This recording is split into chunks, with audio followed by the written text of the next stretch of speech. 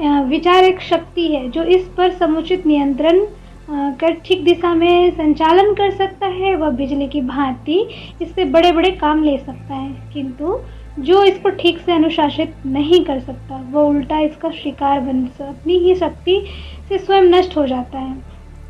इसीलिए मनीषियों ने नियंत्रित विचारों को मनुष्य का मित्र और अनियंत्रित विचारों को उसका शत्रु बतलाया। शत्रु बाहर नहीं है, कहीं भी बाहर नहीं है। रावण कौन है? रावण हमारे कुविचार है, कुसंगति है।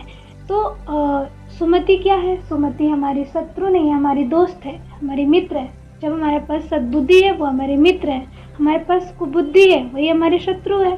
तो ये बुद्धि के भी जो दो रूप है ये कहाँ से आते हैं? विचारों से आते हैं। अगर हम अच्छा सोच रहे हैं, जैसे कोई व्यक्ति गिर गया, आज के डेट में हमारी संवेदनाएं इतनी गिर चुकी है, इतना ज़्यादा गिर चुकी है कि हम जा रहे हैं सड़क से, कोई व्यक्ति गिर गया तो दो चार लोग आ जाते हैं, उसे लगता है कि हमें उठाएंगे, हमें हॉस्पिटल ले जाएंगे, लेकिन क्या करते हैं? सेल्फी लेते हैं, डालते हैं, और फिर जितने लोगों से मिलेंगे चर्चा बनाएंगे। मतलब इतनी भावनाएं गिर चुकी है, तो उनका थॉट प्रोसेस किस लेवल का है, तो किस लेवल के व्यक्तित्व अपना बना रहे हैं। वहीं पे हमारे अंदर करुणा होता, कंपैशन होता, और हम उनको उठाते हैं, हम ले जाते हैं। मंदिर में भी जा रहे हैं तो हम सेल्फी लेने के चक्कर में, स्टेटस लगाने के चक्कर में हम मंदिर में प्रेजेंट नहीं है, हम फ्यूचर में प्रेजेंट है कि जिस दिन हम डालेंगे लोग देखेंगे तो कितना खुश होंगे।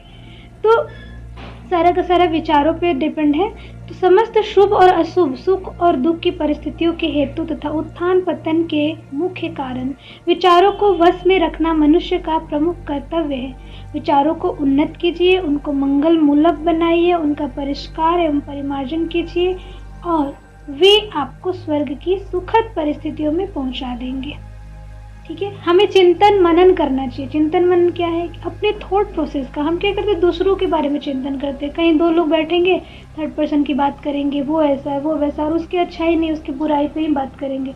तो कहीं ना कहीं उसकी बुराई कम करके हम अपने अंदर ले रहे हैं। आप समझ नहीं रहे, सूक्ष्म में शब्दों की शक्ति, विचारों की शक्ति इतनी ज़्यादा प्रबल है, इतनी ज़्यादा कि हम जो भेजते हैं, जैसे हम अपने रामायण में देखा होगा, तीर से लड़ाई होती है तो तीर जब जाता है तो वापस उधर से दूसरा तीर उधर से टकरा कर आता है, उधर से भी लड़ाइयाँ होती है। तो विचारों की लड़ाई चल रही है आजकल। हमें विचार क्रांति करना है। अगर हमने अपने तरफ से विचारों की अच्छे विचार का बाण छोड़ा तो हमारा व्यक्तित्व एक सुंदर शानदार सा चमकेगा। अगर हम गलत विचारों के बाण छोड़ रहे हैं तो देखेंगे कि हमारा पतन होने से कोई नहीं रोक सकता है। तो क्या करना है? इसके विपरीत अपने विचारों को